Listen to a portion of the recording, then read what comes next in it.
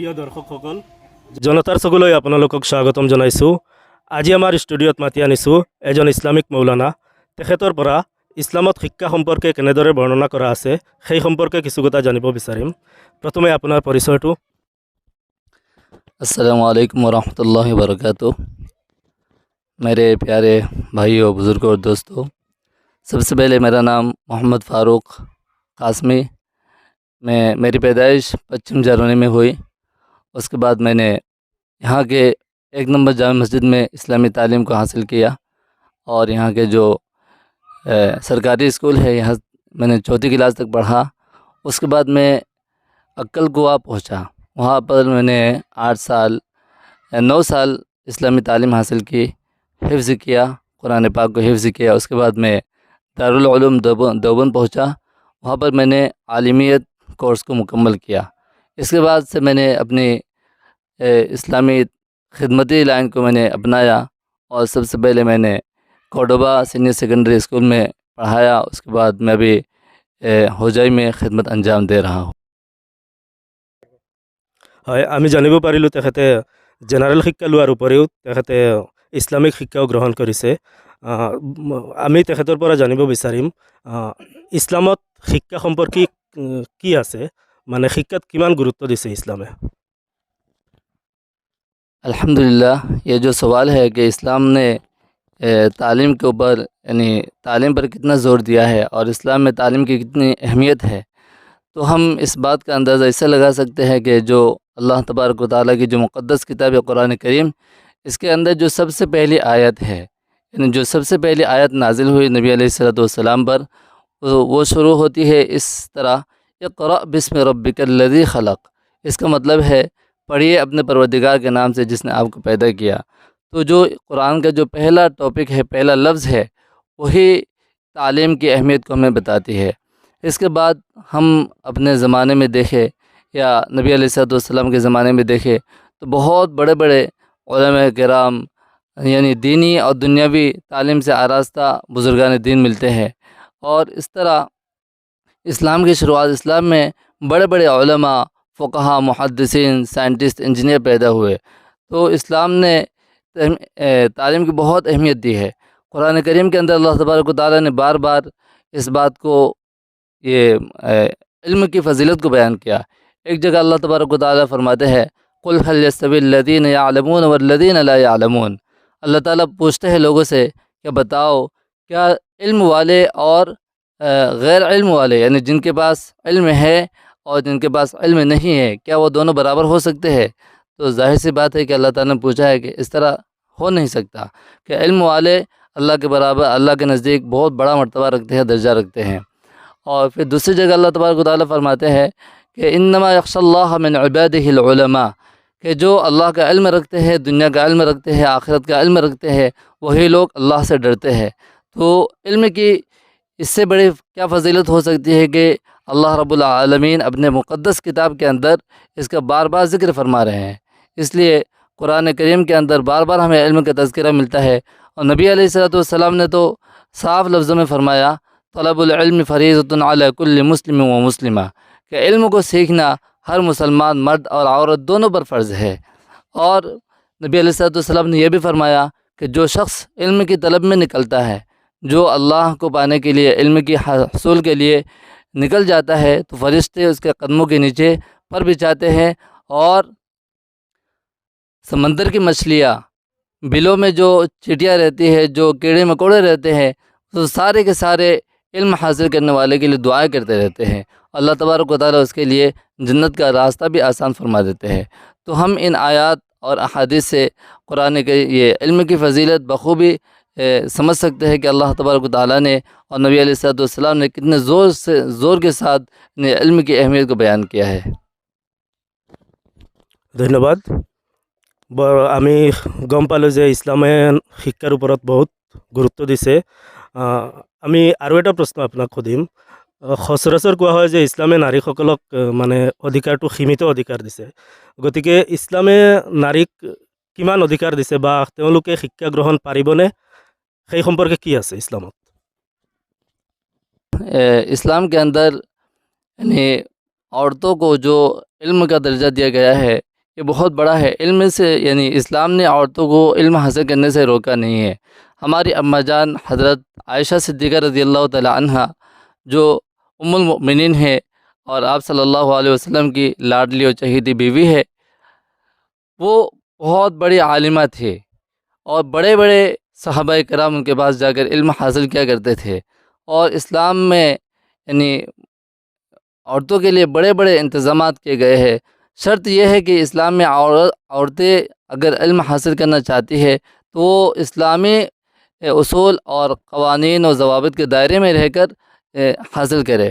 ایسا نہیں ہے کہ اسلام کے سارے قوانین کو توڑ کر ہم علم حاصل کرنے لگ جائے، نہیں، اس کو اسلام پسند نہیں کرتا۔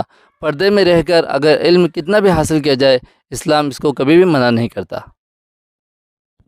হয়।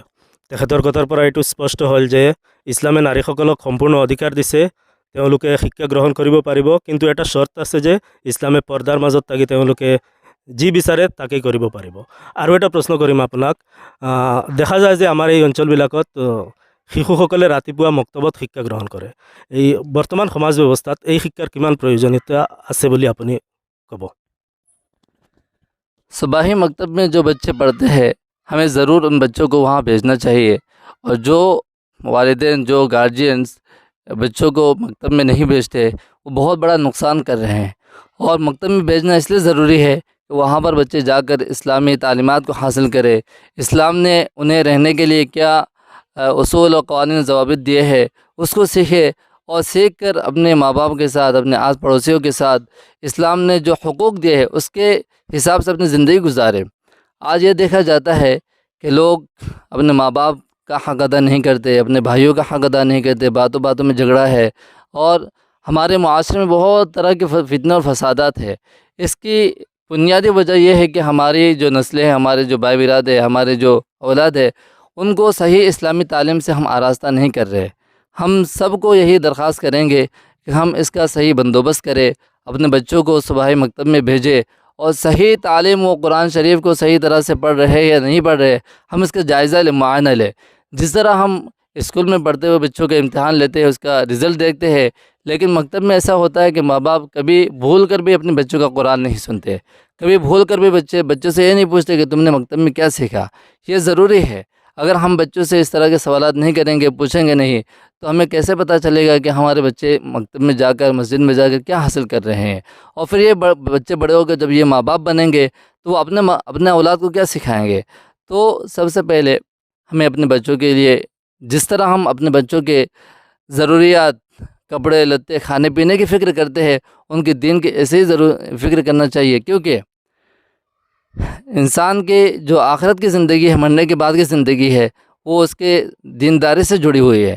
اگر وہ 5 وقت کا نمازی ہے، اگر وہ صحیح طرح سے اللہ کے قوانین کو مان کر زندگی گزارتا ہے، تو مرنے کے بعد کی زندگی اس کے لیے کامیابی ہے۔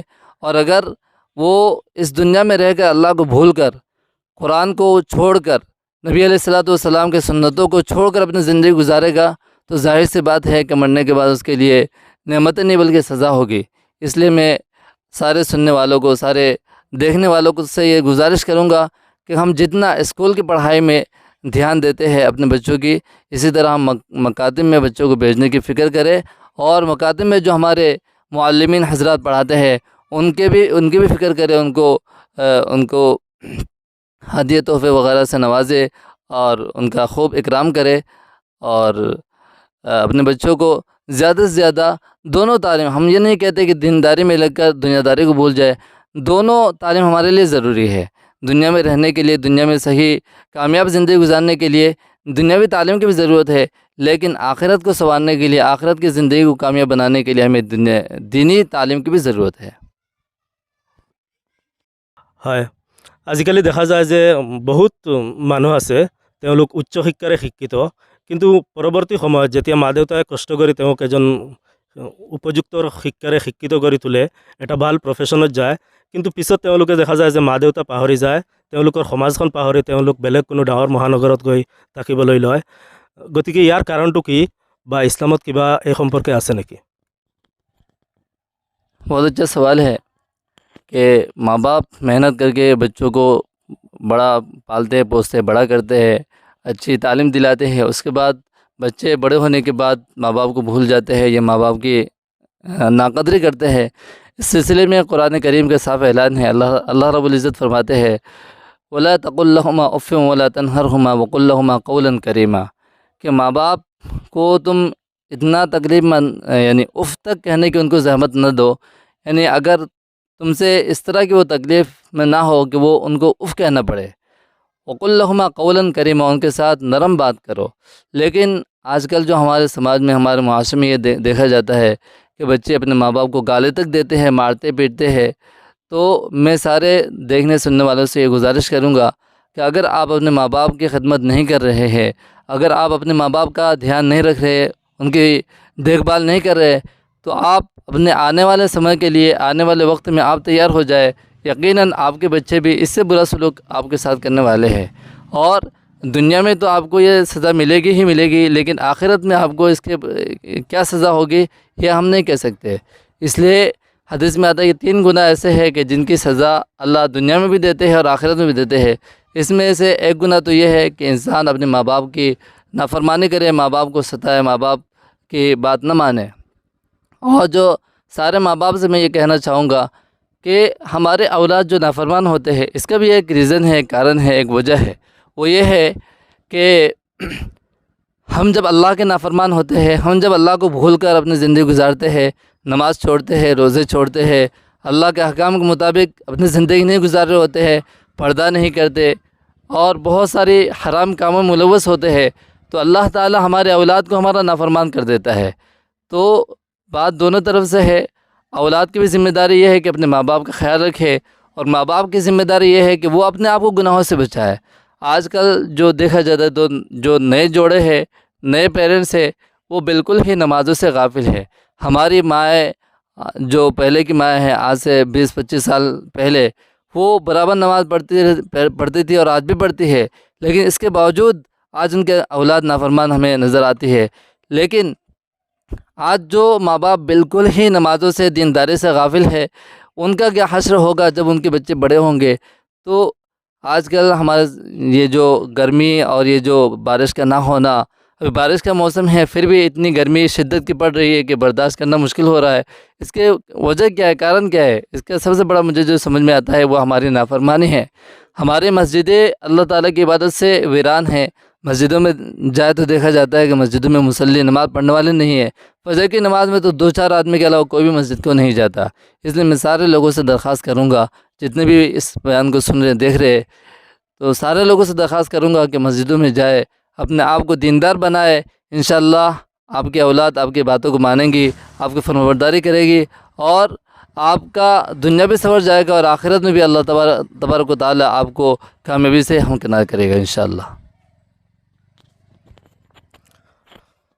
ধন্যবাদ জনাইছোঁ। আপোনালোকে শুনা পালে যে বৰ্তমান শিক্ষিত মানুহেও যে মা দেউতাসকলক অৱহেলা কৰে, তাৰ বিষয়ে তেখেতে আপোনালোকক বুজাই দিছে। ধন্যবাদ জনাইছোঁ। পৰৱৰ্তী সময়ত লগ পাম। ধন্যবাদ।